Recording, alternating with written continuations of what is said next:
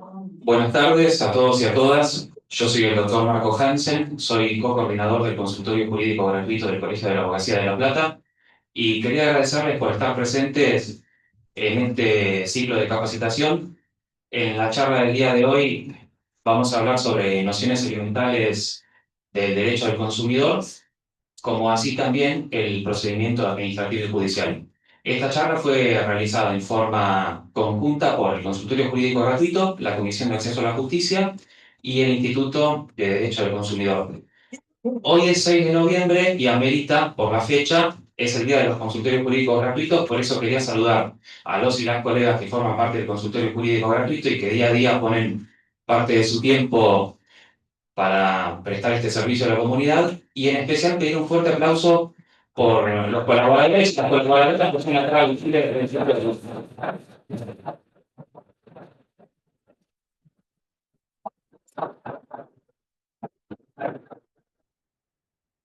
Bueno, volviendo de vuelta a la charla, les voy a presentar a las expositoras. La doctora Andrea Giudice es abogada de la matrícula, es docente universitaria en la Universidad del Este y en la Universidad Nacional de Lomas de Zamora. Fue directora de la Oficina de Información al Consumidor del municipio de Ensenada y es integrante de la Asociación Civil y de Consumidores CEPIS, Centro de Estudios para la Promoción de la Igualdad y la Solidaridad.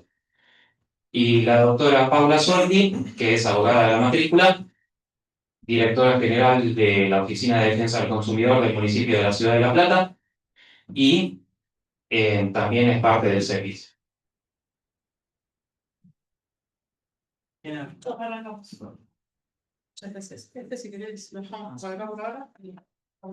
Bueno, buenas tardes a todas y todos. Bueno, ante todo, muchísimas gracias por acercarse este día a este encuentro, que me gustaría que sea de un poco de manera dinámica, que podamos al final poder abrir a preguntas y respuestas. Pero primero que nada esto, darles la bienvenida, agradecerles que estén acá.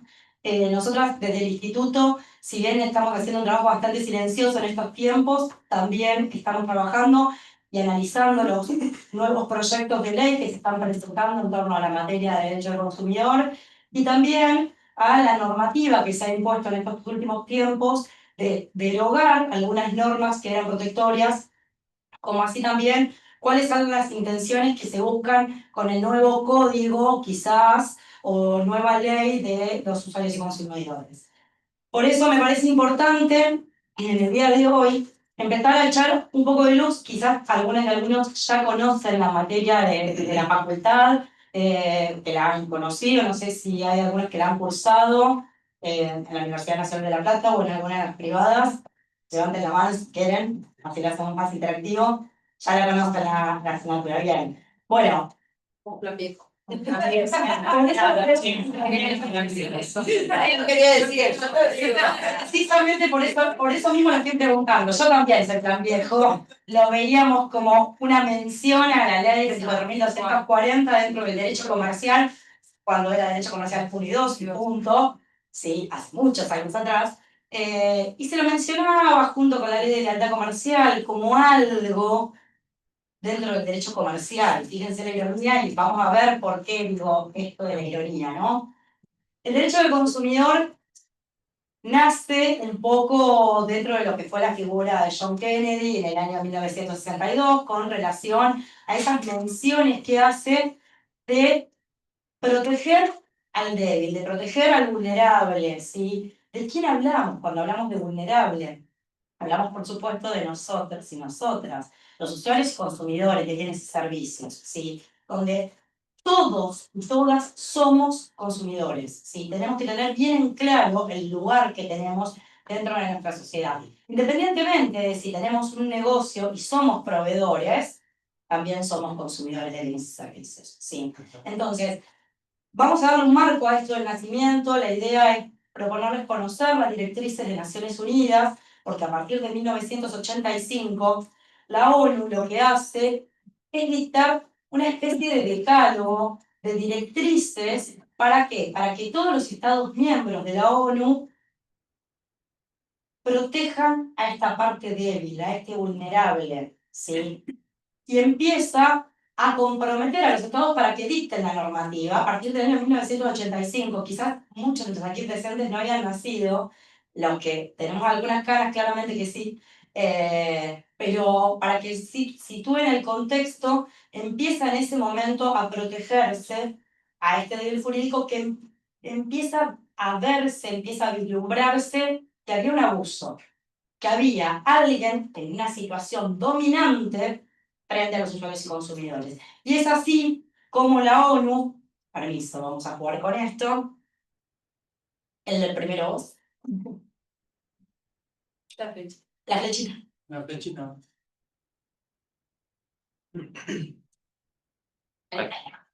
Bien, acá está la parte histórica, más o menos, pero es así como empieza. Lo tocaste vos. Sí, ahí está. De hecho, Acá están las protecciones, bueno, como les mencionaba, la Asamblea de la ONU lo que decide es pasar las recomendaciones para que los estados empiecen a dictar normativa. ¿Y qué establece la ONU en ese momento? Les pido disculpas, pero yo siempre ando caminando cuando doy clases, entonces me resulta muy extraño estar acá sentada. Pero bueno, ¿qué empieza a establecer la ONU? Bueno, estas directrices donde todos los estados deben dictar normativa suficiente para proteger al deber jurídico. Y esta normativa tiene que ver con esto, el derecho a la satisfacción de las necesidades básicas. ¿Qué hablamos cuando hablamos del derecho a la satisfacción de las necesidades básicas? Precisamente del acceso a estas necesidades básicas, como son el alimento, la vivienda, el vestido, la salud, la educación, ¿sí? Esto tiene que comprometerse todos los estados a brindar, que cada una de las personas tengamos este acceso, ¿sí? Por eso, el derecho a la satisfacción de las necesidades básicas, ¿sí?, hace que sea uno de los principales derechos a proteger. A continuación, también hablar específicamente del acceso en el derecho a la salud y a la seguridad del consumo. Cuando hablamos del derecho a la salud y a la seguridad del consumo, ahí ya tenemos que pensar en los bienes y servicios que nosotros adquirimos, ¿sí? Estos bienes y servicios deben ser aptos para proteger nuestra salud, tienen que ser aptos para la seguridad en el consumo. No sé si se acuerdan, hace unos años atrás, los Samsung 7 Note que explotaban. Sí. Bien.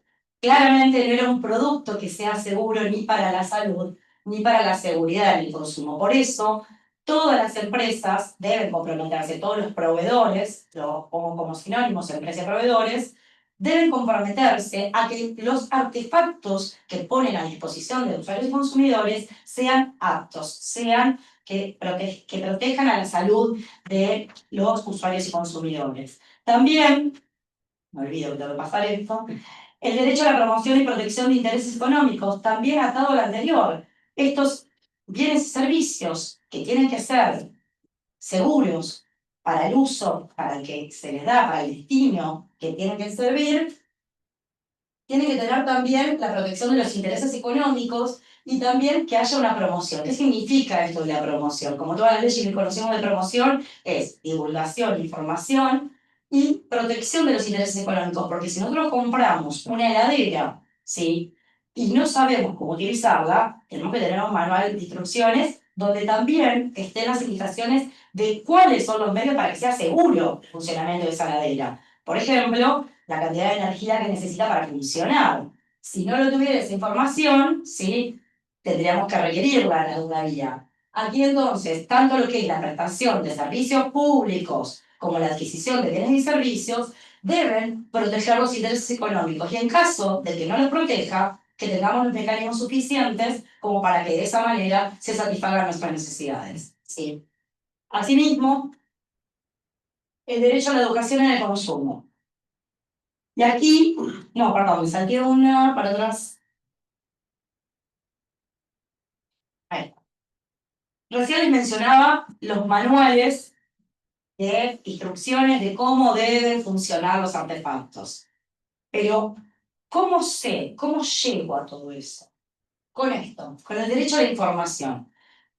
Para muchos que estamos en la temática hace muchísimos años, en cuanto a lo que es la materia de defensa del consumidor, es como el principal de los derechos es el derecho a la información. Se ha usado mucho tiempo, en estos últimos tiempos, la palabra libertad, y yo digo que la libertad es esto, el derecho a la información. ¿Sí? Si yo tengo una información concreta, y que sea clara, cierta, detallada y gratuita, tengo libertad de elegir. ¿Sí? Esto es realmente la libertad que tenemos que buscar en ese sentido. Es decir, nosotros, si sabemos para qué sirve la cosa, cómo se utiliza, qué riesgos me puede generar la cosa, y qué voy a poder hacer con esa cosa o ese servicio, yo voy a tener el derecho a la información totalmente satisfecho. De otra manera, no lo voy a tener.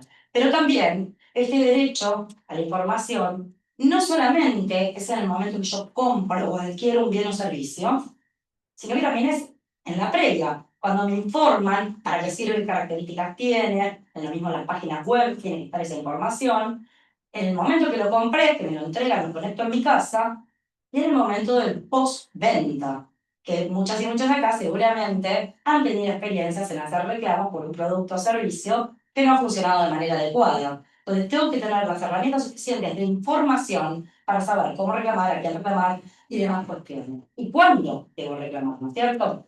Entonces, derecho a la información clara, cierta, detallada y gratuita. Siempre gratuita. Ahí está. Entonces, ya lo vimos. Ahí estamos. Derecho a la educación en el consumo, atado a lo anterior, completamente. ¿De qué hablamos cuando hablamos del derecho a la educación en el consumo? De esto que estamos haciendo hoy. Hace muchos años que en la República Argentina existe la Ley de Derechos del Consumidor, pero sin embargo el Estado tiene una deuda pendiente en cuanto a lo que es la educación del consumidor en las escuelas. ¿Sí? Si yo le pregunto a cualquiera de ustedes, ¿cuánto es 2 por 3? ¿Dónde lo aprendiste? Bien.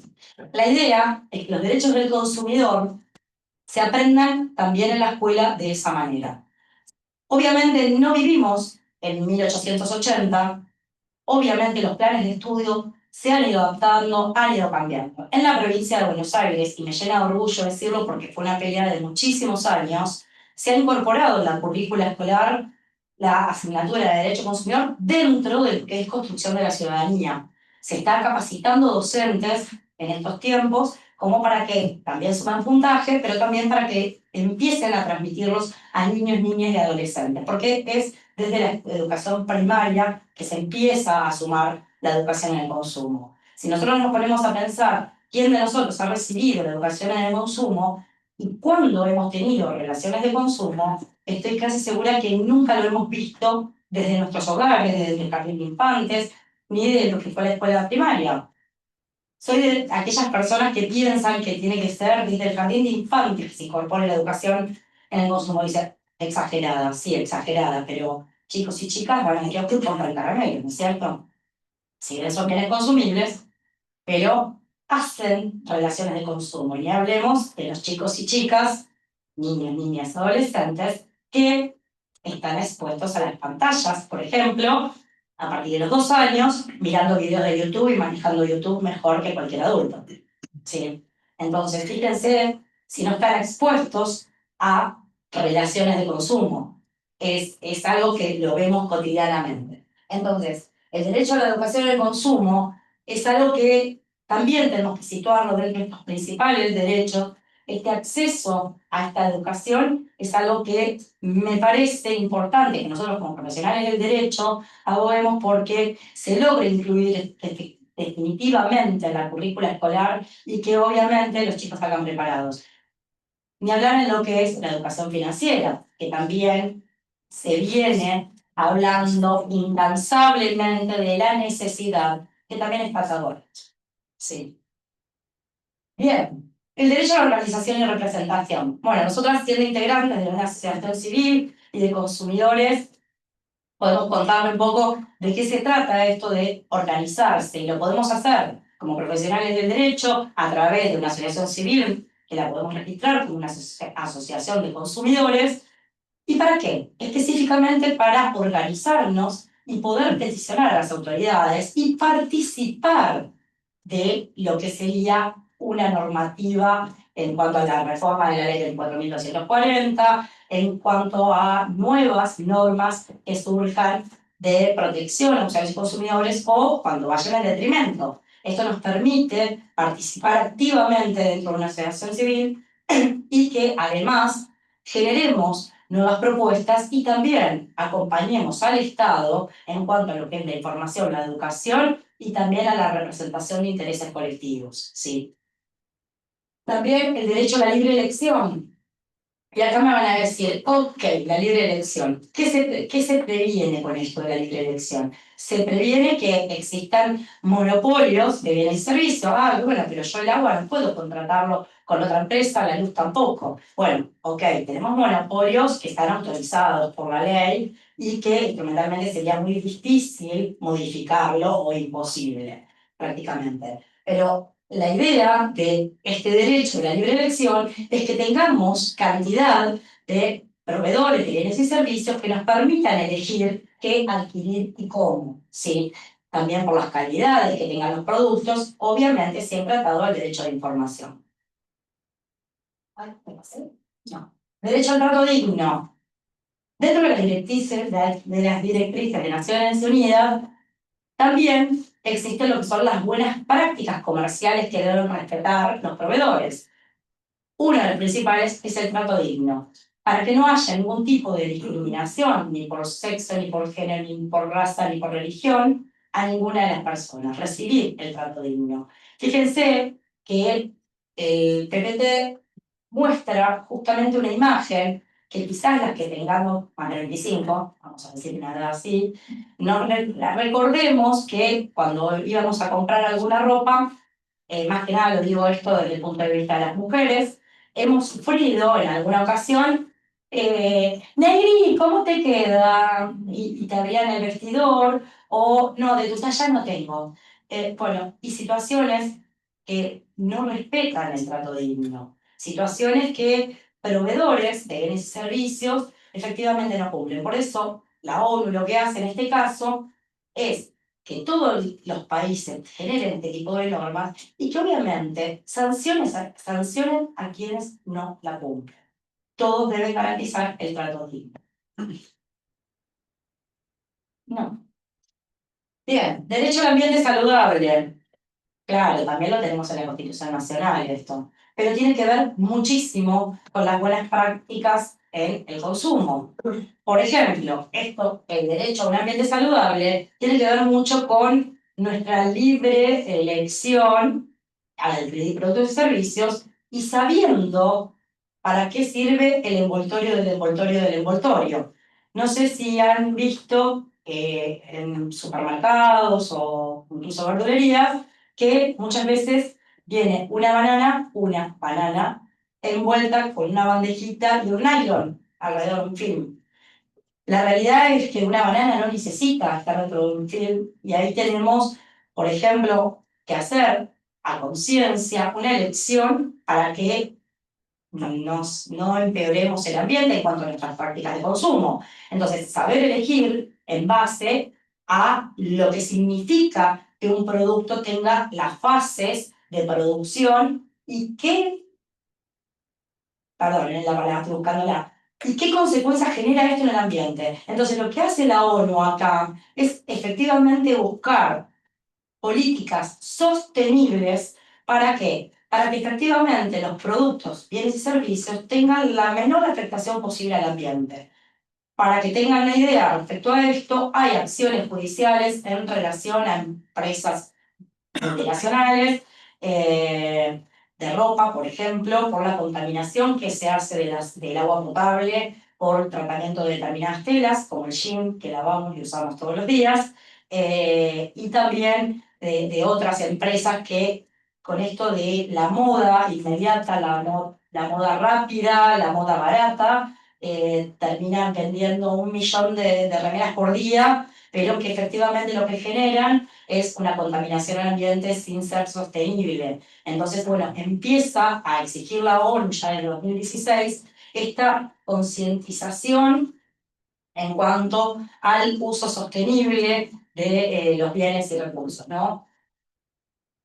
medios efectivos de solución de controversias y la compensación con el rol del Estado, ¿no? Estos medios efectivos de solución de controversias, si bien son recomendaciones que también hace la ONU, los estados han ido adoptándolas, pero no llegan a ser del todo efectivas porque falta difusión, porque falta efectivamente jerarquización, porque falta efectivamente una información clara que lo vuelvo a atar al derecho a la información, a la educación en el consumo, donde si estuviéramos con esa información satisfecha, esa información y esa educación satisfecha en el principio, no necesitaríamos realmente tantos medios de resolución de conflictos.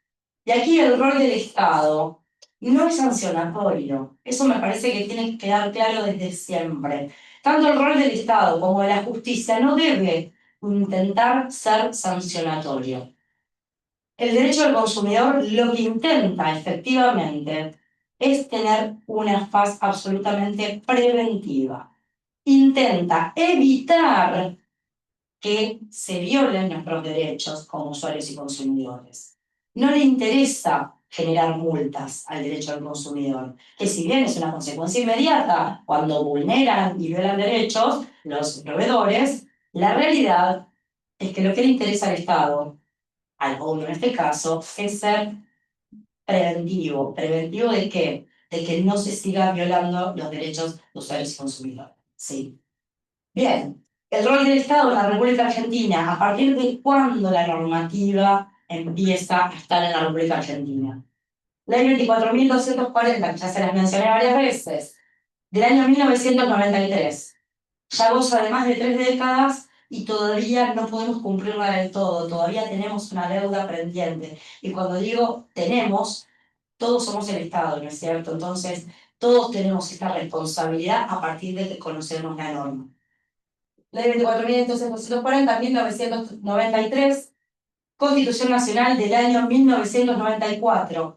Goza la última reforma constitucional de 31 años y se introducen los nuevos derechos y garantías, quizás algunos de ustedes no habían nacido, pero para muchos todavía siguen siendo los nuevos derechos y garantías. En el año 94 también se incluyen en la reforma del Código Civil de 2015. ¿Y qué establece el artículo 42? Fíjense que está separado en 3 párrafos el artículo 42. Y específicamente establece que los consumidores y usuarios de bienes y servicios tienen derecho ¿a qué? ¿Y cuándo? En la relación de consumo. ¿A la protección de qué? De la salud, de la seguridad, intereses económicos, una información adecuada y veraz. Fíjense cómo vamos nombrando todas las directrices de Naciones Unidas. A la libertad de elección y a las condiciones de trato equitativo y digno. Segundo párrafo, las autoridades proveerán. ¿Qué autoridades? El Estado. Es el Estado el que tiene a cargo, efectivamente, la protección de esos derechos a la educación para el consumo, a la defensa de la competencia contra toda forma de distorsión de los mercados, al control de monopolios naturales y legales, al de la calidad y eficiencia de los servicios públicos. Ahí están todos acordando de los cortes de vela, y a la constitución de asociaciones de consumidores y de usuarios. Y ahí la legislación establecerá los procedimientos eficaces para la prevención y solución de conflictos y los marcos regulatorios de los servicios públicos de competencia nacional, previendo la necesaria participación de las asociaciones de consumidores y usuarios y de las provincias interesadas en los organismos de control. Fíjense a todo lo que le da jerarquía constitucional el constituyente. No solamente reconociendo los derechos de usuarios y consumidores, sino también le da jerarquía constitucional a las organizaciones de consumidores. También pone en cabeza del Estado la responsabilidad de la educación en el consumo y también de prevenir y también de regular los servicios públicos. ¿Sí? ¿Para qué? Para que la calidad y eficiencia de los servicios públicos sea buena. No sé cómo voy el tiempo. No. ¿Qué pasa? Ahí está. En el año 94 también se dio la reforma constitucional de la provincia de Buenos Aires. Está previsto en el artículo 38. Y también la provincia proveerá la educación para el consumo, el establecimiento de procedimientos eficaces, ¿sí? también lo recepta esta reforma constitucional del año 94 de la Constitución de la Provincia de Buenos Aires. También, en el año 2003, la ley 13.133, que termina siendo un código provincial de usuarios y consumidores, que ha tenido diferentes reformas, esta ley 13.133, y donde establece específicamente las bases legales para la defensa del consumidor, atado al artículo 38 de la Constitución de la Provincia de Buenos Aires, y tiene por objeto establecer las reglas de las políticas públicas y de los mecanismos administrativos y judiciales también, para la efectiva implementación en el ámbito de la provincia. ¿Sí? También ahí con las normas de protección nacionales. También dentro de esta ley 13.133 se fijan los procedimientos que van a aplicarse efectivamente dentro de la provincia de Buenos Aires y en los municipios. No me quiero detener hoy específicamente en eso, la parte procedimental la vamos a ver con Paula, pero bueno, me parece importante destacar cómo la ley empieza efectivamente a proteger en función de las directrices de Naciones Unidas, y el artículo 1 de la Ley Nacional 24.240 nos da una definición, ¿sí?, de lo que es efectivamente el consumidor. Porque podemos buscarlo por diferentes interpretaciones, pero la ley intenta de esta manera que nosotros tengamos claridad de qué son los consumidores, qué son los usuarios de bienes y servicios. Y lo fija en el artículo 1, que tiene por objeto la defensa del consumidor y del usuario, y se considera consumidor a la persona física o jurídica que adquiere o utiliza, perdón, en forma gratuita u onerosa bienes o servicios como destinatario final en beneficio propio o de su grupo familiar o social. Es decir, si yo soy la dueña de Movistar y compro televisores para que se usen en la oficina de atención al público, yo no soy un consumidor. ¿Está claro? ¿Por qué? Porque es para el uso propio como destinatario final y de su grupo familiar o social. También queda equiparado al consumidor quien, sin ser parte de la relación de consumo, como consecuencia o ocasión de ella, adquiere o utiliza los bienes o servicios en forma gratuita o onerosa como destinatario final en beneficio propio de su grupo familiar o social. Por ejemplo, si a mí me hacen un regalo, porque yo no fui parte efectivamente de la relación de consumo, yo recibí un regalo, ¿sí? O se me cayó un poste de luz en la cabeza. También no tengo servicio de LAB porque uso paneles y me cae un poste en la calle, en la vía pública. Entonces podemos pensar ahí también en otras formas de consumidores que quizás no estén del todo en la ley 24.240, pero sí lo tenemos por interpretación jurisprudencial y también por la doctrina. También, para llegar a lo que es la relación de consumo, tenemos que entender quiénes son los proveedores de bienes y servicios. ¿Sí? No, me pasé. Me pasé. No, no, No, me olvidé, la de estar vulnerables. Sí, esta la agregué en último momento, por eso. Podríamos hablar después, pero bueno, la agregué en último momento. Dentro de lo que es las definiciones que les mencionaba de consumidor, se han agregado otras, como bystander y demás, pero en el año 2020 nos situamos, pandemia, ¿sí? Se crea la figura desde la Secretaría de Comercio Interior de la Nación a través del decreto 139/2020, que es la figura de los hipervulnerables.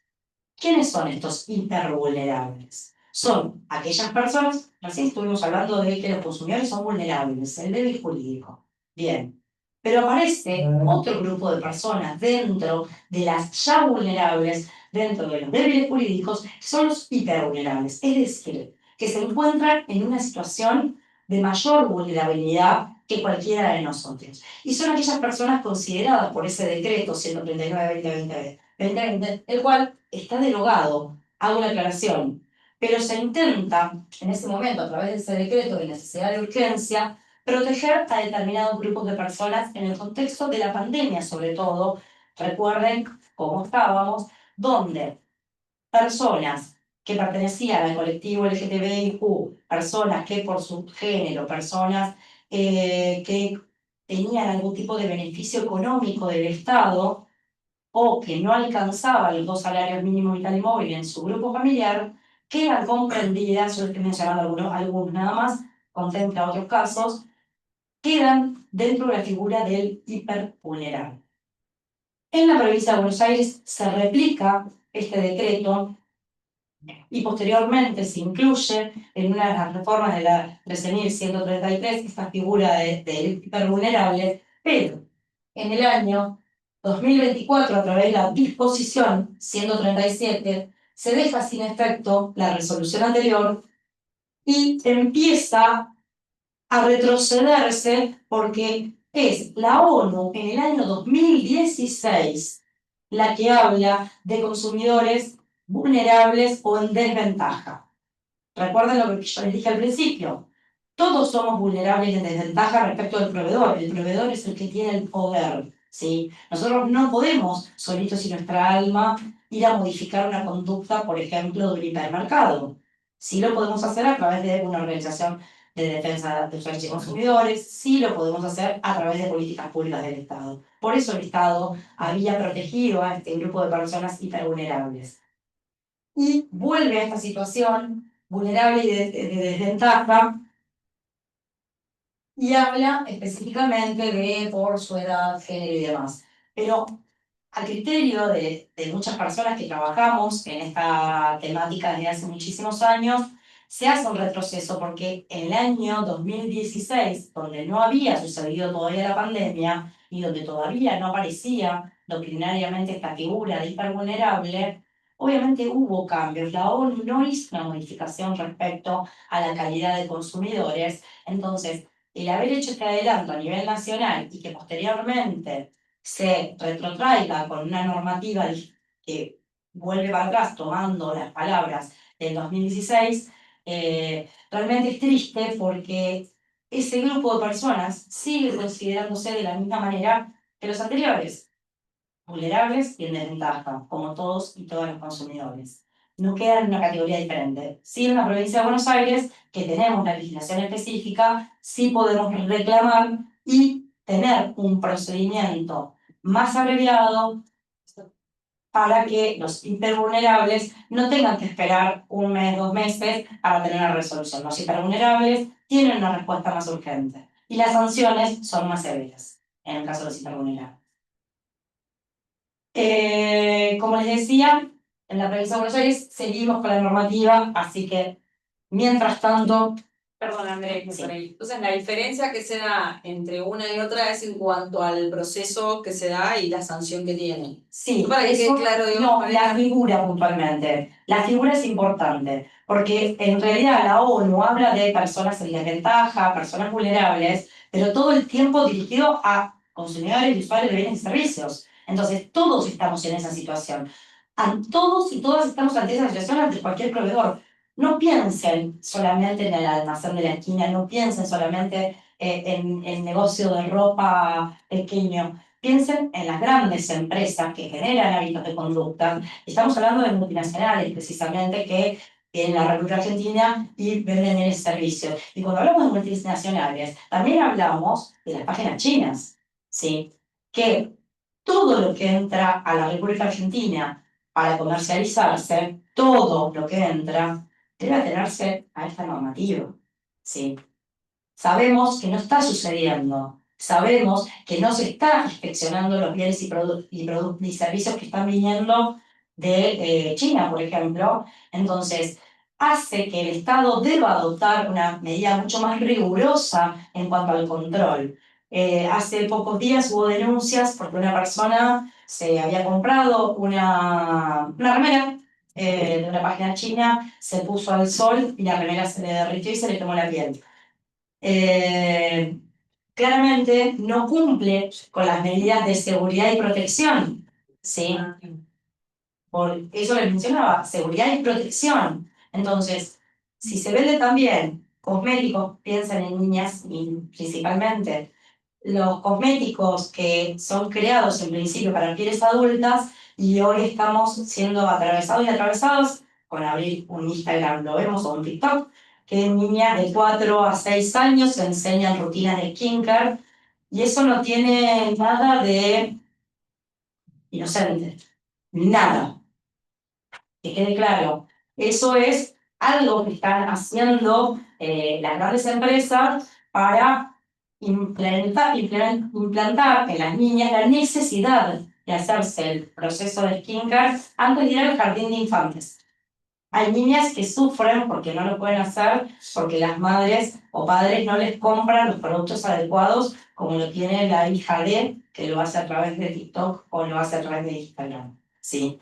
El peligro que genera ese tipo de conductas utilizando productos hechos para personas mayores en niñas con pieles no usadas, digamos, que no han sido casi expuestas al sol ni nada por el estilo, el riesgo que tiene para su salud ese tipo de productos. Eh, Sabemos que se necesita un mayor control del Estado en este sentido, no solamente en la aduana, sino también en generar las políticas públicas necesarias para que efectivamente haya un control seguro, como lo hace la ANMAT muchas veces en productos que salen al mercado, por ejemplo, que saca aceites de oliva porque no tiene el control suficiente, o que saca cremas o lotes de medicación por no ser seguro para la salud. También lo tiene que hacer con los productos que entran de otros países porque se comercializan a la Argentina. Sí. Con respecto al proveedor, y ya vamos terminando, ¿quién va a ser el proveedor?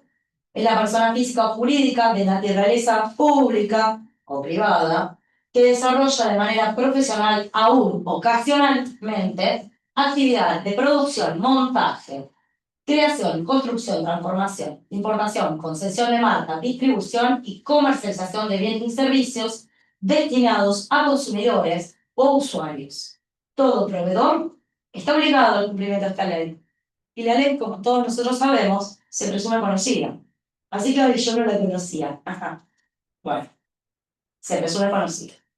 No están comprendidos. Nosotros no estamos comprendidos, ¿sí? Básicamente. Todos los profesionales liberales que estemos matriculados no estamos comprendidos, salvo en lo que respecta a la publicidad. Porque si nosotros colgamos carteles en la vía pública que dicen, vení que te resuelvo todo, claramente, ¿sí? Nos pueden hacer una denuncia por la ley 24.240, porque efectivamente nosotros sabemos que no podemos garantizar resultados, garantizamos medios, no resultados, ¿sí? Entonces, no están comprendidos los normas profesionales. de ética que también no podemos hacer ese tipo de promociones a servicios jurídicos. Y por eso también es que lo contempla la ley para excluirlos específicamente a los profesionales matriculados, estamos hablando de médicos, de odontólogos, etcétera, en cuanto a lo que es la profesión, no en cuanto a lo que es publicidad o algún otro tipo de medio que tenga que ver con relaciones de consumo o actos comerciales. Sí. Las sanciones las que en el colegio. Exacto. Exactamente, porque tenemos un tribunal acá de conducta y demás cuestiones. Y por último, la relación de consumo. La mencioné 37.000 veces lo que es la relación de consumo. ¿Qué tenemos que ver nosotros cuando nos viene a ver un familiar o un cliente y nos plantea efectivamente que tal fulanito me estuvo haciendo una actitud que generó una violación a mis derechos como usuario y consumidor? ¿Y qué tenemos que analizar nosotros? Esto, si existe una relación de consumo. Puede haber un contrato de consumo que ahí todo es mucho más claro. Por ejemplo, un plan de ahorro, un contrato de tarjeta de crédito. Sí, ahí está claro, hay un contrato de consumo.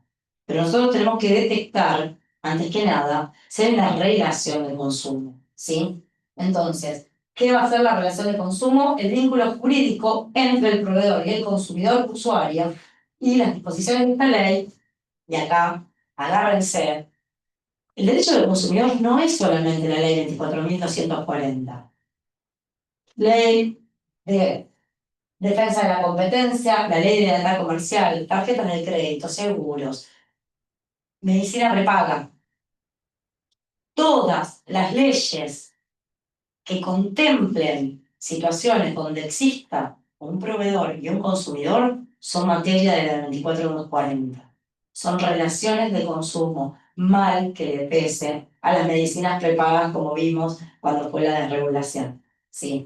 Las relaciones de consumo se van a regir por un régimen establecido por esta ley y sus reglamentaciones, sin perjuicio de que el proveedor, por la actividad que desarrolle, esté alcanzado por otra normativa específica. Y ahí es donde abre el abanico este artículo para entender que el derecho del consumidor es un sistema integrado de normas y no solamente uno. Recuerden que es un derecho garantizado en nuestra Constitución Nacional. Recuerden que no solamente lo vamos a ver en esta norma, lo vamos a ver en un montón de normas. Como les mencioné recién, lo que es tarjetas de crédito. Tenemos una ley de tarjetas de crédito específica y eso hace que la ley 24240 rija esas relaciones de consumo que se dan entre un consumidor, un usuario de tarjetas de crédito, el banco y la entidad emisora de las tarjetas de crédito. Fíjense ahí la cantidad de relaciones de consumo, como cuando compramos el aparatito siniestro, ¿verdad? ¿Cuántos contratos hay en esto? ¿Alguien tiene idea? Cada vez que bajas algo, El día que lo compraste es el primer contrato. El segundo cuando le metes el chip de la compañía elegida. El tercero cuando lo abrís y haces la cuenta de mail. Tanto sea un iPhone como sea un Android. Y cada una de las aplicaciones que vos descargás, aceptaste términos y condiciones. Es decir, firmaste todos los contratos de adhesión que no firmaste en tu vida al momento de prender el celular. Sí, para que tomen conciencia de lo que estamos hablando cuando hablamos de contratos de consumo, en ese caso. Nadie lo leyó, por supuesto, y por supuesto tampoco nadie los negoció. Bueno, y por último, ahí sí, reclamos y denuncias, cómo hacerlos, a dónde hacerlos y cuándo. Eso es recontra importante y les voy a dejar con mi compañera Paula Sánchez.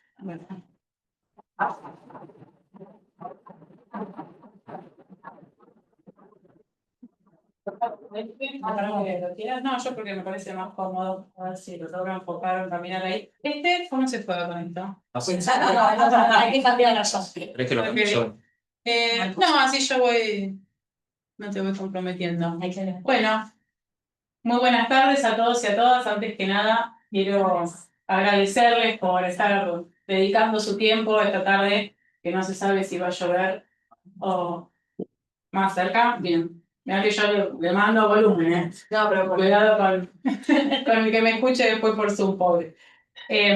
Bueno, de nuevo agradecerles por estar acá junto a nosotras, principalmente agradecer a las autoridades del colegio. Muchas gracias Josefina, también Marcos, por habernos convocado y habernos traído esta inquietud de parte de los consultorios para, bueno, saber cómo poder actuar frente a las posibles consultas, como recién decía Andrea, no solo a través de los consultorios jurídicos que tiene el colegio, sino también a través de dispositivos de acceso a la justicia o sus propios estudios jurídicos, o la más común, el asado o el cumpleaños, que siempre hay una consulta, y poder determinar justamente, como bien decía Andrea, si el caso que nos están presentando encuadraría una relación de consumo y qué alternativas tenemos o qué medios adecuados de resolución de conflicto tenemos. Uno de ellos, como bien dice la Constitución Provincial, que recién mencionaba Andrea, tiene que ver con los procedimientos eficaces para prevención y resolución de conflictos, los cuales desembocan en la Ley 13.133, que es un código de implementación de derechos de usuarios y consumidores, como bien habíamos mencionado, que entre sus muchos artículos establece un procedimiento en particular como método alternativo o adecuado de resolución de conflictos. Y para eso, no estoy moviendo el cosito. Tenés que cambiar el... Tenés que cambiar el PowerPoint. Pero bueno, ya hasta ahí lo había mostrado todo André, así que no hay problema. Para eso lo que va a hacer la normativa, la ley 13.133, es poner en cabeza de los municipios la aplicación, sí, de la autoridad provincial y de los municipios también, la aplicación de los procedimientos y las sanciones previstas en ese código para las infracciones que sean cometidas dentro de la jurisdicción del municipio. y ustedes lo van a poder identificar, es decir, a dónde me tengo que dirigir o a dónde tengo que derivar al consumidor para encaminar su reclamo. La van a identificar generalmente como OMIC, Oficina Municipal de Información al Consumidor. Nosotros acá en el municipio de La Plata lo tenemos instrumentado a través de una dirección general, pero compartimos las funciones similares. Entre muchas de ellas es el asesoramiento, información y orientación al consumidor, recibir reclamos, brindar asesoramiento, realizar audiencias conciliatorias, elevar las actuaciones en nuestro caso, la justicia de faltas para que determine si existe una infracción y en tal caso si corresponde una sanción. También estamos facultados para articular con otros actores, como por ejemplo universidades. Estamos facultados también para realizar propuestas de normativa al municipio que pudieran trabajar sobre la tutela de usuarios y consumidores.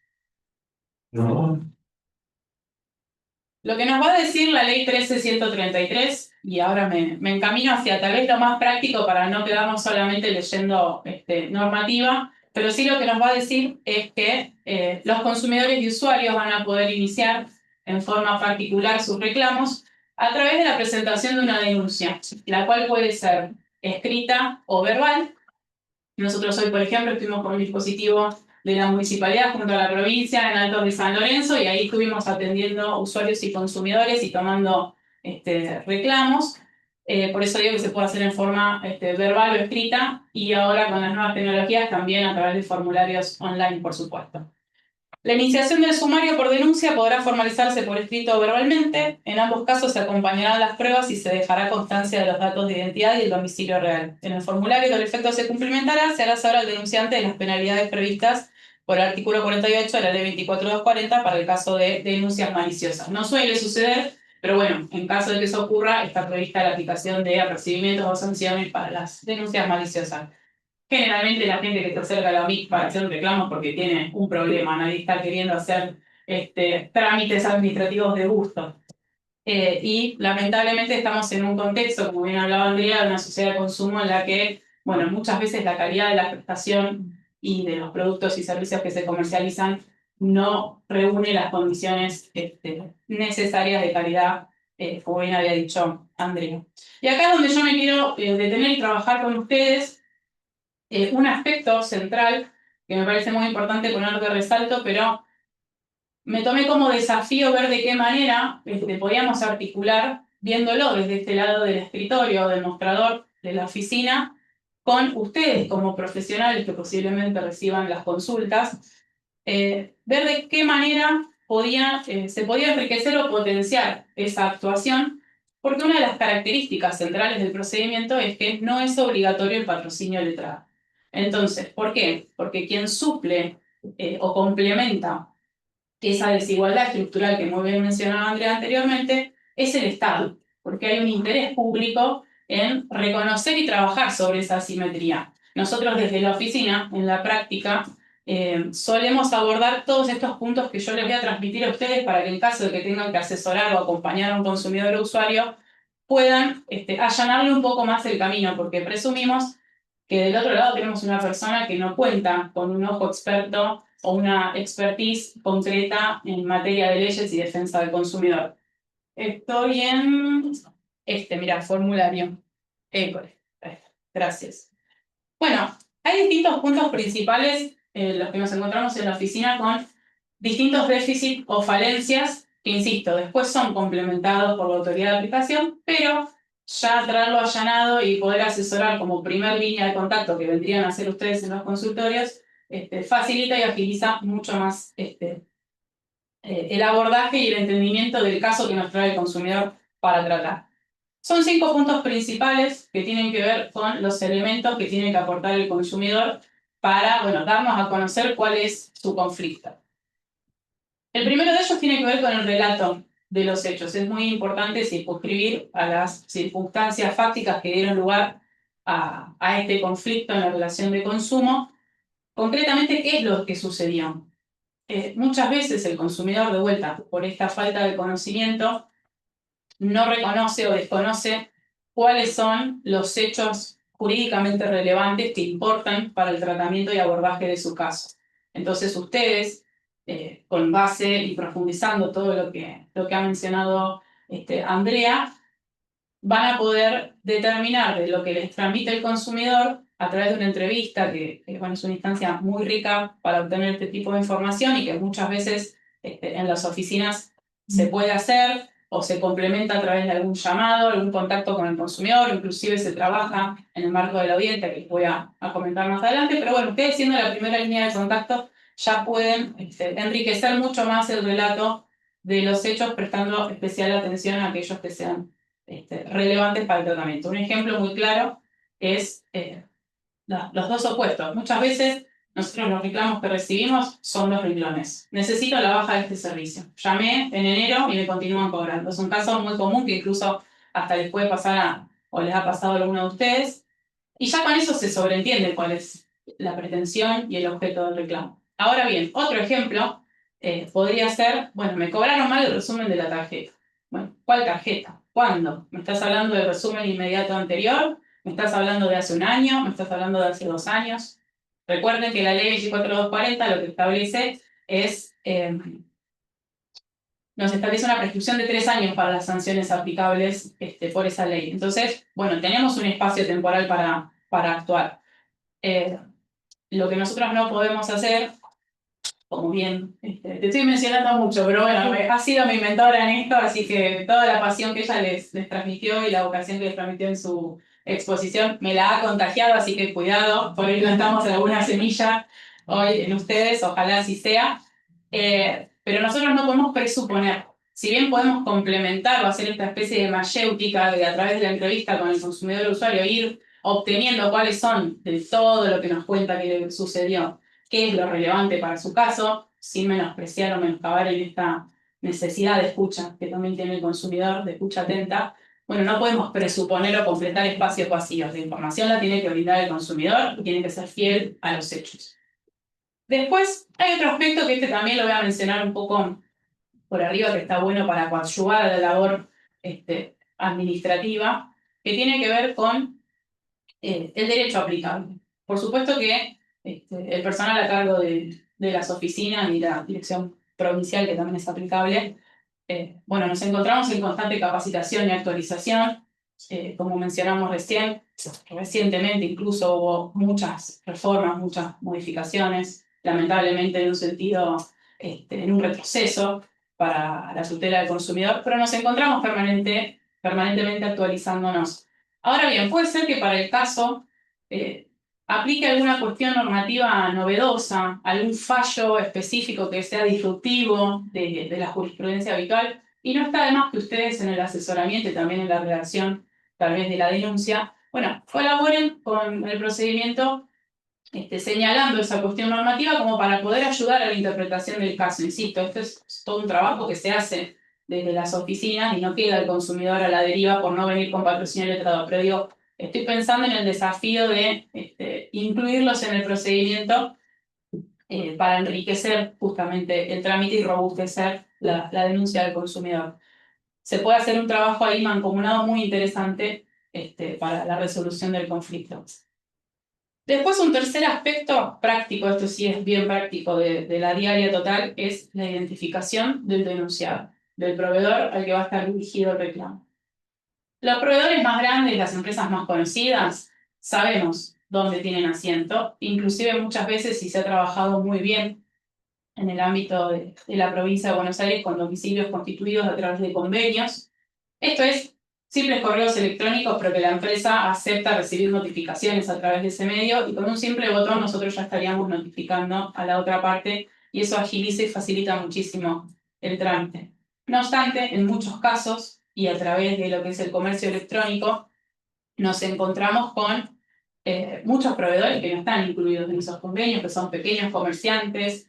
Nos encontramos con casos de acá de consumidores de La Plata que por ahí compran en Córdoba, en Corrientes, en Misiones. Hemos hecho diligencias y notificaciones a Salta y muchas veces es difícil de ubicar o encontrar al proveedor. Y ahí es donde colisiona el derecho constitucional del consumidor a ser defendido y tutelado en sus derechos con el derecho de la otra parte de conocer que tiene un procedimiento en su contra y poder defenderse, ¿no? Entonces, esos pueden ser pequeños detalles que hacen que no sea tan ágil o que al principio cueste un poco arrancar el reclamo, porque no podemos avanzar sin notificar a la otra parte del trámite.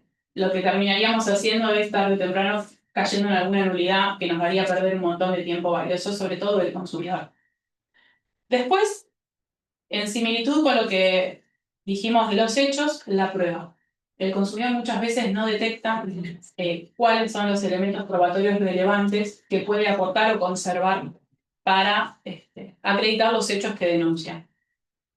Muchas veces esto ocurre por desconocimiento, insisto, del consumidor, otras veces ocurre por malas prácticas de los proveedores. Prueba puede ser, por ejemplo, una conversación de WhatsApp, un intercambio de mails con el proveedor, capturas de pantalla de promociones y publicidades en donde figuren ciertas ofertas que después no son respetadas, entonces ya eso nos queda como prueba de cuántas cuotas, qué precio, etc. Pero también, como mala práctica, por ejemplo, muchos comercios no entregan lamentablemente factura. Entonces no te queda acreditada la compra, el qué día, a quién le compraste, a qué precio. Entonces, en este punto sí lo que tienen que tener en cuenta también para pensar en qué elementos pueden ayudar a acreditar los hechos que ustedes están denunciando es, bueno, hay un principio que ustedes lo ven conocer también de otras materias que tiene que ver con la carga dinámica de la prueba y el deber de colaboración. Es decir, quien está en mejores condiciones de probar va a ser el que tiene que colaborar con el expediente para la producción o aporte de esa prueba. Obviamente, cuantas más elementos tenga el consumidor en su poder, cuanto más tenga la manija del caso del consumidor, mucho mejor, no dependemos de la otra parte. No obstante, bueno, nos apoyamos en el principio de buena fe y que lo que aporte el proveedor, bueno, va a ayudar al procedimiento. Y después, como último punto, tenemos la pretensión. Es decir, ¿qué espera el consumidor o qué solución espera recibir de parte del proveedor para ver satisfecho su reclamo? En este punto, los formularios suelen tener opciones dispuestas, también campos en blanco para completar si no estuviera contenida la información, bonificación de la cuota, entrega del producto, baja del servicio, reparación del producto, sustitución del producto, entre otras.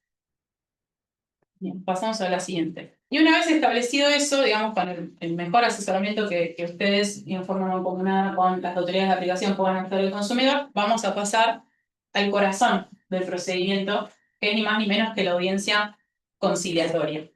Actualmente en muchos municipios y también en la provincia de Buenos Aires se está brindando la herramienta de la audiencia en forma remota, en forma virtual, que esto por sobre todas las cosas facilita, a mi criterio, no solo que nos ayorna con respecto a las tecnologías que actualmente están siendo usadas, sino que posibilita que el consumidor que no tiene su mañana dedicada a la resolución de este conflicto, sino que por ahí tiene que trabajar o tiene algunas otras responsabilidades, bueno, tal vez conectarse desde la comodidad de su trabajo, comodidad entre comillas, de su hogar, unos breves minutos y no perder por ahí tiempo valioso de la mañana en trasladarse, etc.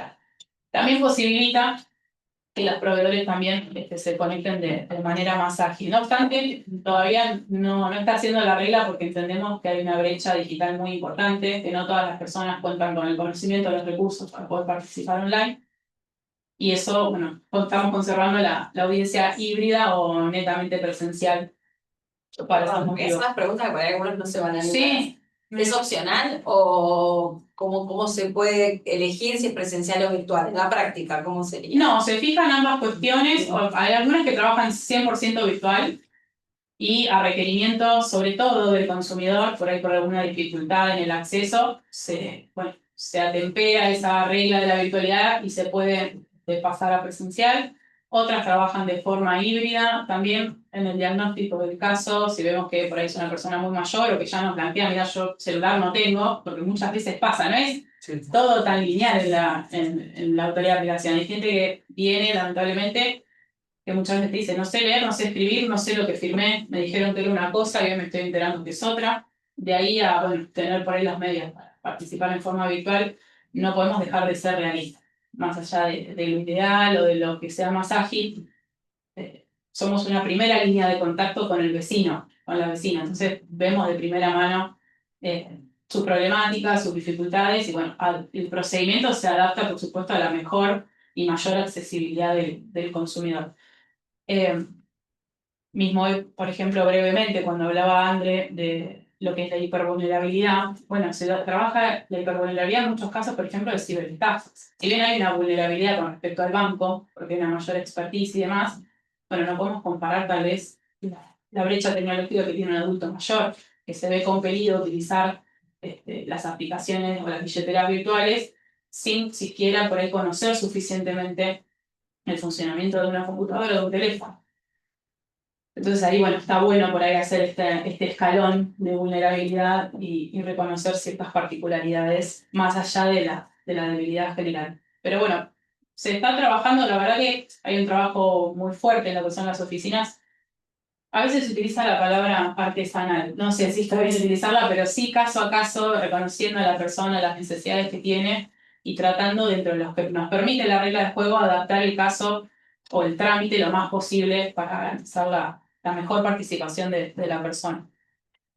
Y acá en este punto me quiero detener nada más que brevemente, porque ya mucho se ha dicho, que es por qué hablamos de conciliación en las relaciones de consumo. Estamos frente a una desigualdad estructural, es decir, a una asimetría, en la que el Estado tiene especial interés, tiene interés público y desarrolla políticas públicas a fin de reconocer y atender esas desigualdades. La particularidad que tiene la conciliación es que nosotros en la audiencia tenemos una participación activa y no tenemos una participación imparcial. ¿Por qué? Porque como la regla es que el consumidor no se presenta con abogado o abogada, bueno, está sentado frente tal vez al apoderado representante de una multinacional, que por supuesto en los distintos elementos que caracterizan esta desigualdad puede ser un déficit en los recursos, en la situación económica, en el conocimiento técnico. Es muy difícil pretender, o imposible, pretender una negociación entre iguales o un acuerdo entre iguales cuando hay una persona que está en esta situación de desigualdad. Entonces, activamente desde las autoridades de aplicación se interviene, nosotros tenemos la facultad de proponer soluciones y el piso mínimo, por supuesto, que es la no vulneración de esos acuerdos de la normativa del consumidor. Por supuesto, pueden participar también con patrocinio arbitrado, eso es optativo. En caso de que lo tenga, por supuesto que puede asistir, puede intervenir, puede participar.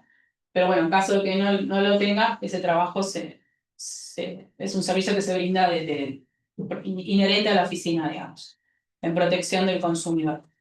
La siguiente. Ay, ¿qué pasó? Se volvió loco. Perdón. Nadie tocó nada. No, pero vos resuelves. ¿Plazos establecidos para la audiencia o viene después la audiencia conciliatoria? ¿Qué plazos manejan generalmente para fijarla? Bien.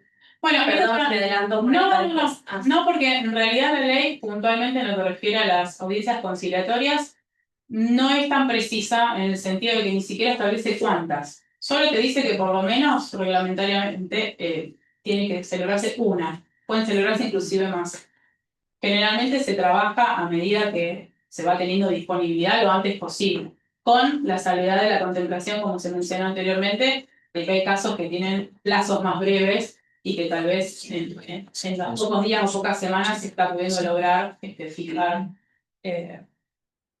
una audiencia conciliatoria, pero generalmente depende mucho del caudal de casos y la agenda que se vaya fijando, porque son espacios de tiempo limitados, digamos. Se puede poner una determinada cantidad de audiencias por día y eso va ya ocupando fechas. Se trata de trabajar con la mayor inmediatez posible porque del otro lado hay una persona que está esperando un trámite ágil y generalmente, bueno, muchas de las situaciones son acuciantes con los tiempos. Entonces, se tiene en consideración también ese aspecto, pero generalmente se va dando por... Te pregunto, Por orden. Sí, claro. estas oficinas que nombraste, ¿dónde funcionan? Funcionan en cada uno de los municipios y también a nivel provincial que está la dirección. Actualmente la provincia de Buenos Aires cuenta con alrededor de 120 oficinas municipales, es decir, casi una por cada municipio. Nosotros, bueno, acá en la región capital, cada municipio tiene su oficina en funcionamiento y bueno, será cuestión de averiguar en el municipio. ¿Y dónde está la de acá? Acá estamos en 11, Sí. número 1079, entre 54 y 55. ¿Y atienden todos los días? Todos los días de lunes a viernes, sí. Y también de forma online, y está 24 horas colgado en la página de la municipalidad el formulario para que puedan ingresar la denuncia, que yo al finalizar ya les dejo todo el email institucional, todo. Presencial, ¿qué horario va a ser? De 8 a 14 horas. Así que ahí recibimos. Yo sumo algo, Sí. una que hago, por ejemplo, yo tengo un caso que no es de hipervulnerable, o sea, no es algo urgente, y me dieron audiencia en 2010. Yo, por un caso particular, es hipervulnerable y hace 2 meses llega la señora, 2 meses y no le fijaron. Y yo digo, bueno, antes vos tenías Coprec, para mí funcionaba muy bien, lamentablemente. Vos lo cargabas, ponías la audiencia, era mucho más rápido. El municipio, siento, no en este municipio, así que no en ustedes, digo, lo que yo observo en municipios, me dicen, no cumplimos con los plazos, estamos desbordados, y es entendible, porque tal vez no tienen personal y demás. Entonces digo, ahí, ¿cómo acudís sin tener una audiencia privada? No sé, se me ocurre ir a un amparo, pero también el jurisprudencia del amparo te dicen que no es por ahí. Entonces, por eso preguntaba. No, por ahí, a ver, Siendo importante. Claro, ¿viste? Sí. no, por ahí. Pero te lo han rechazado, lo hemos visto en algunas jurisprudencias que yo ya la tengo preguntada y digo, ya está, yo ya lo voy a presentar igual. Pero eso es lo que preguntaba y sí, por eso también pienso al cerrar Coprec también, que los municipios están tal vez más y cómo hacían con los plazos. Eso, por eso va a ser un preguntaba. asterisco. Para mí, sobre hacer un asterisco a lo que está comentando acá la colega. Sí. No sé si todo el mundo conoce lo que es el COPREC, o lo que era, mejor dicho. Bien, el COPREC era la Dirección Nacional de Defensa del Consumidor, que había creado, a través de la ley 26.100, no me acuerdo, había creado un organismo específico para que, teniendo en consideración que somos un país federal con 24 organizaciones diferentes, más internacional, Ciudad Autónoma de Buenos Aires, las 23 provincias, cada una con su constitución y demás, no todas las provincias tienen el mismo tipo de derechos protegidos en sus constituciones provinciales. No todas las provincias tienen organizado cómo van a ser los derechos a aplicar y proteger y tutelar del Estado. Entonces, se crea el COPREC, no me salen bien las siglas, pero bueno, este organismo lo que hacía era ser una oficina de derechos del consumidor a nivel federal. Es decir, si una persona de Salta ingresaba un reclamo, lo atendían los conciliadores en esa oficina de manera virtual, los atendían. También para la Ciudad Autónoma de Buenos Aires, también para la provincia de Buenos Aires, porque introducían ahí ese reclamo. Entonces, tengan en cuenta que ese organismo, pese a que tenía más del 60 y pico por ciento de resolución de casos, hasta que se lo desfinanció y pasó a tener el 28% de resolución, solamente de casos de la ciudad de Buenos Aires, funcionó de manera activa durante varios años y atendiendo las necesidades de todo el país, que hoy no se está protegiendo a todas las provincias, las cuales todavía tienen normas muy atrasadas. Quería hacer esa aclaración porque el COPREC ha sido un organismo muy importante y hoy ya no funciona más. Sí, nosotros lo que solemos hacer, esto ya como práctica también interna de cada oficina, ya me quedan 2 filminas y prometo culminar, es por ahí dejar pequeños turnos disponibles para que cuando nos llegan casos así que requieren algún tratamiento urgente, no solo porque es hipervulnerable, sino porque tal vez la problemática así lo demande, bueno, tener pequeños turnos disponibles, o incluso de alguna manera, en manera simultánea, viendo cómo poder cubrir esos espacios para no dilatar el tratamiento. Pero bueno, eso ya es cuestión organizativa de cada espacio. Pero bueno, son los plazos que nos impone la normativa y estamos tomando decisiones a fin de poder cumplimentar con eso. De hecho, por ejemplo, acá en la Ciudad de La Plata el año pasado tuvimos ocasión de atender el reclamo de una persona sorda y bueno, trabajamos en forma mancomunada con intérprete de lengua de señas para poder, bueno, incluir y poder hacer una correcta interpretación y comunicación entre las partes en respeto primeramente de la persona, digamos, siempre pensando en primer lugar en la persona. Bueno, retomando, ya habíamos dicho la importancia de la conciliación como herramienta de resolución de conflictos y el rol del Estado y el interés del Estado en participar activamente frente a esta desigualdad. Vamos a hablar de los escenarios, que por ahí es la pregunta siguiente que van a tener. Bueno, tuve la audiencia, ¿qué pasa? ¿Cómo sigue? Si tuviste un acuerdo, genial, llegamos a lo que queríamos, que era una propuesta de solución adecuada a la pretensión del consumidor y en respeto de sus derechos así reconocidos. Paso siguiente, acá en el municipio de La Plata pasa la justicia de faltas para homologar, ¿sí? Si está correcto el acuerdo, se homologa y tiene la facultad de la ley 13133 de reconocer la sanción para el incumplimiento de aquellos acuerdos homologados. Con lo cual, bueno, ya el proveedor se encuentra empeñado en su palabra, no solo por el honor o por el pacta sunt servanda, sino también porque recae sobre él una sanción por el incumplimiento de los acuerdos homologados. Otro escenario posible, no vino el denunciado, no comparece. Bueno, volvemos al principio, ¿se pudo notificar? ¿No se pudo notificar? Puede pasar, sobre todo cuando estamos hablando de notificaciones en extraña jurisdicción, que ya dependemos de otros actores y no solo de los oficiales notificadores del municipio. Si no está notificado, bueno, tenemos que insistir en eso hasta dar con la persona, hasta tener una notificación fehaciente. Si está notificado, bueno, ya nos puede dar una pauta de cuál es la animosidad o el ánimo del proveedor con respecto al tratamiento del caso ante la OMIC. Ahí tenemos dos opciones. Generalmente se genera una consulta o un acuerdo en el sentido lato de la palabra, con el consumidor. ¿Qué querés hacer? ¿Querés insistir en la etapa conciliatoria? Nosotros vemos que por ahí, insistiendo, está la posibilidad de que la otra parte se presente. ¿O querés pasar directamente a la sanción? Bueno, depende también el consumidor. Dice, no, yo quisiera tener una audiencia. ¿Por qué? Porque en la audiencia lo que se da, en primer lugar, es la primera satisfacción que está buscando el consumidor, el ciudadano, que es ser escuchado. Cuando el consumidor viene a la audiencia, lo primero que hace es ser atendido por una persona del otro lado, que es por ahí lo que no ha logrado en las distintas comunicaciones o intentos en forma directa.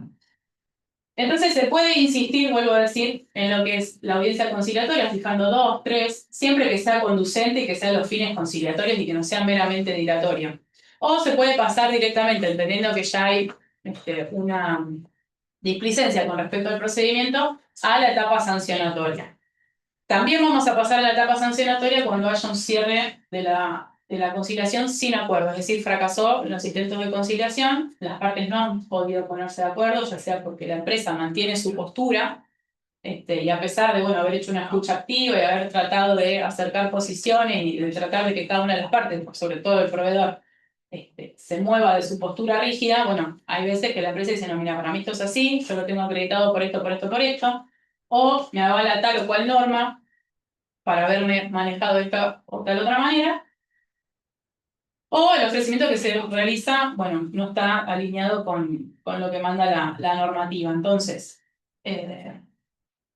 ahí lo que se va a hacer cuando se cierra sin acuerdo es evaluar de todo lo que obra en el expediente si existen elementos para inferir que existiría una infracción o no. En el caso de que no, porque el proveedor ha explicado y fundamentado por qué tomó la conducta o la omisión, y no haya elementos, bueno, se archivará el expediente, a menos que surja alguna otra cuestión que pueda aportar el consumidor.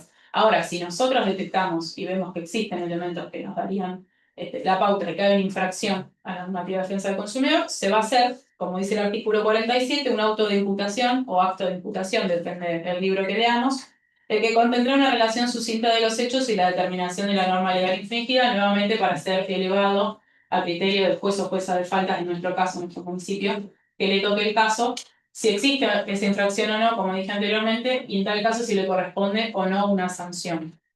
Cuando hablamos de sanciones, la ley en el artículo 73 establece un menú prefijado de cuáles son las sanciones que puede aplicar.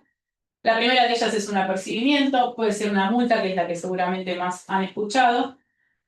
Puede ser la clausura del establecimiento, suspensión del servicio, entre otras. Y si si la infracción fue cometida contra una persona hipervulnerable, algunos de estos incisos se puede duplicar a criterio del juzgado. Y acá es la pregunta del millón, me parece a mí que es una de las preguntas que más recibimos en la oficina. Buenísimo, ¿qué naturaleza tiene esa multa? Cualquier multa que fija en un organismo administrativo, el cobro de esa multa va a ir al erario público, en este caso al municipio, como si fuera una multa de tránsito. Ahora bien, el consumidor te va a preguntar, bueno, y yo compré una heladera de 1,5 millones de pesos y no me entregaron ni la heladera ni el 1,5 millones de pesos. ¿Qué hago? Esa va a ser la pregunta del millón y está muy bien que el consumidor siga bregando por su interés. Sí, Sí, una consulta. La noté porque es un poquito larga. bien. Pero podría realizarse en paralelo la denuncia o reclamo de derechos del consumidor y simultáneamente en algún otro fuero, depende de la situación que corresponda, o generaría alguna independencia o incompatibilidad de la... Mira, este justo es un punto al que ahora me iba a referir. Y si te parece, te lo voy contestando a medida que voy desarrollando la idea y si algo no queda claro, me lo volvés a referir, pero más que nada para no perder el hilo de eso. El daño directo es el que nos va a permitir reconocer la afectación patrimonial que tuvo el consumidor en este conflicto. ¿Sí? Va a ser cualquier afectación susceptible de apreciación pecuniaria que haya sufrido el consumidor en su persona o en sus bienes, producto de esta relación de consumo y este conflicto, atribuible a una conducta o omisión del proveedor denunciado. ¿Qué pasa? Ahí hay una cuestión bastante gruesa de discusión doctrinaria y jurisprudencial en términos de, bueno, el artículo cuando fue reformado, que es el 40 bis de la 24240, establece el menoscabo en la persona. Bueno, con posterioridad se incorporan un párrafo más que habla de que no va a contemplar los daños no patrimoniales. Esto es daño moral, daño psicológico, afectación de los derechos personalísimos y todo otro montón de rubros indemnizatorios que excedan a lo que contempla el daño directo en la vía administrativa. Por eso se podría intentar la vía judicial por los otros rubros o de manera directa. Digo, una de las preguntas más frecuentes que sobre todo tienen los consumidores, pero también los profesionales es, ¿tengo que agotar la vía para iniciar la acción judicial? No necesariamente. Generalmente lo que termina pasando, o en muchos casos, también depende del caso, del tipo de contrato, de los intereses que hay en juego, del monto, de un montón de aspectos, sin menoscabar, porque también defensa del consumidor es una materia que equivocadamente a mi criterio a veces se la denomina como de menor cuantía, pero muchas veces por la naturaleza del reclamo o de los rubros que se pretende indemnizar o resarcir, bueno, tal vez escapa un poco a la competencia o a las facultades que tenemos en la vía administrativa, porque por supuesto no podemos arrogarnos facultades que son propias del ámbito judicial, digamos, ¿no? Entonces, ahí va a estar tal vez en el criterio profesional de ustedes aconsejar o la bisagra o una de las bisagras que les va a permitir decidir, bueno, voy por acá o voy por allá. Muchas veces inician por la vía administrativa como para ver si es posible arribar a un buen acuerdo y a la satisfacción del daño producido al consumidor y eventualmente en caso de tener que continuar el reclamo o querer hacerlo también por la vía judicial, servirán las actuaciones administrativas también como prueba para aportar en la vía judicial. Eso, digamos, una cuestión no excluye a la otra. Sí, lo que tienen que tener presente, y también es un asterisco de esto del cierre del COPREC, es que el trámite por el COPREC, esta audiencia conciliatoria, hacía las veces de mediación previa. Entonces, lo único que no van a tener, al menos en lo que es la provincia de Buenos Aires, conforme está establecida la ley actualmente, es este salto ya directo, sino que van a tener que, pasar por la mediación a pesar de haber tenido una audiencia conciliatoria, porque no hace las veces de mediación previa. Entonces, no sé si ahí más o menos agoté, pero no es necesario culminar acá para empezar allá. Sí, va a tener que ser una decisión o un asesoramiento profesional. ¿Te podría agregar algo también? Sí, claro. Que tengan en cuenta el plazo prescriptivo, porque muchas veces en el medio les prescriben, esperando una sentencia del juzgado, Sí. y si no hay pastas de jurisprudencia sobre eso, después se quedan tomados la sentencia definitiva del juzgado como interrupción. Claro, ya la mera interposición del reclamo interrumpe el plazo, pero bueno, depende de la envergadura del caso, sí. Por ahí pueden plantear la litipendencia, que en este caso no corresponde nunca, puede tramitar por ambas vías también. Claro. Así que recomiendo que inicien los 2 horas de eso, o no duerman, en presentarlo antes de los 3 años. Bien, bueno, en líneas generales, ese es un poco el tránsito del caso por la oficina. Después, bueno, obviamente puede haber situaciones que ameriten algún análisis en particular, o también una decisión o una estrategia profesional en particular. Eso sí, también queda también un poco a criterio del asesoramiento que decidan brindar ustedes. También es muy importante profundizar y formarse. Nosotras lo que estamos haciendo acá, bueno, nosotras porque somos una apasionada y es inagotable, inabarcable como todas las ramas, no es que soy ese profesor que dice mi materia es la más importante, no. Pero todas las ramas tienen, para profundizar largo y tendido, nosotras estamos mostrándole apenas la punta del iceberg, como para que ustedes, con el conocimiento que ya tienen, frente a una consulta que puedan recibir en el marco del consultorio jurídico gratuito, o en el estudio jurídico, o en el asado de la prima de la amiga, bueno, puedan saber si está encuadrado dentro de lo que sería una relación de consumo y dentro de las herramientas que ya conocen para canalizar este tipo de conflictos, bueno, cuenten ahora en su caja de herramientas, si no la conocían o si la conocían más o menos, con una herramienta más que es el procedimiento administrativo de la Ley 13.133 para prevención y resolución de conflictos en la provincia de Buenos Aires, y que acá en el municipio de La Plata lo van a poder canalizar a través de la Dirección General de Defensa del Consumidor de La Plata. Así que bueno, sin mucho más y bueno, reivindicando los alcances y la potencia de esta instancia y el trabajo que se hace en cada una de las OMIC y de la provincia de Buenos Aires, la capacitación en la que estamos permanentemente formándonos. Actualmente, bueno, terminamos una diplomatura a cargo del doctor Ganino y la doctora Lagruta, que son referentes desde hace muchos años de lo que es defensa del consumidor en su fase general, pero también especialmente la administrativa. Bueno, el doctor Bassano también es un expositor que está dando, bueno, unas clases con el doctor Bassano y está haciendo una diplomatura en Lomas. La provincia de Buenos Aires, a través de la Dirección Provincial, a cargo de Luciano Blanco y la Asesoría General de Gobierno, están brindando una capacitación gratuita en ese marco para todo el personal de la provincia de Buenos Aires que se dedica a defensa del consumidor. Bueno, estamos en permanente capacitación, pero sin duda alguna contar con ustedes también para ayudar a los objetivos de estas políticas públicas y de la recomposición de la situación del consumidor y la protección de sus derechos. Va a ser muy importante y espero que esto les haya servido como pantallazo o como aproximación al trámite y bueno, podamos trabajar en caso de que toque, en caso de que les toque a ustedes, en forma mancomunada con las distintas autoridades de aplicación y los consumidores. Así que muchísimas gracias por su atención.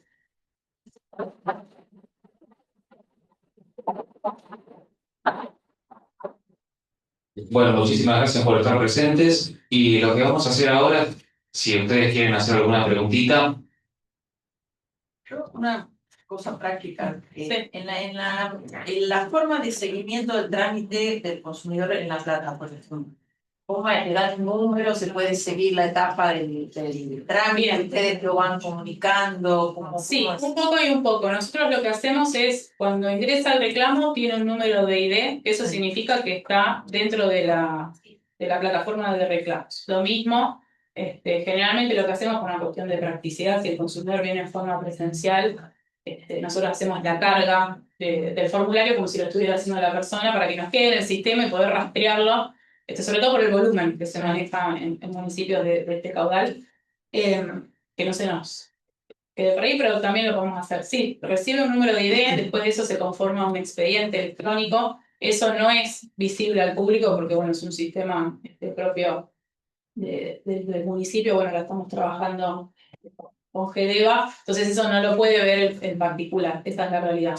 La manera en la que nosotros hacemos el seguimiento o las novedades del caso es a través de comunicaciones a los domicilios o a los mails que nos constituyan los consumidores. En caso de que exista alguna dificultad o imposibilidad de acceso, mantenemos un contacto directo en forma telefónica, ya sea tomando vista por la oficina del expediente, bueno, tratando de mostrarle con las herramientas que tenemos, y el panel es en el que van registrando sus denuncias, tiene un paso a paso que se va actualizando a medida que movemos el expediente. No llega a ser una MEP, la realidad es que no, pero sí van quedando asentados los distintos pasos que va teniendo el expediente, es decir, pasó a despacho, se diligenció una cédula al consumidor, se diligenció una cédula al proveedor, se fijó audiencia, pasó a la justicia de faltas. Bueno, de eso al consumidor le van llegando alertas sobre qué es lo que va pasando con su expediente. No obstante, por supuesto, siempre que lo requiere y lo quiera y lo quisiera, se puede acercar, ya sea en forma presencial o a través del correo electrónico, consultar particularmente por el estado o si hay alguna novedad, o tomar vista del expediente, no hay ningún problema. Sí, eso se puede hacer tranquilamente. No.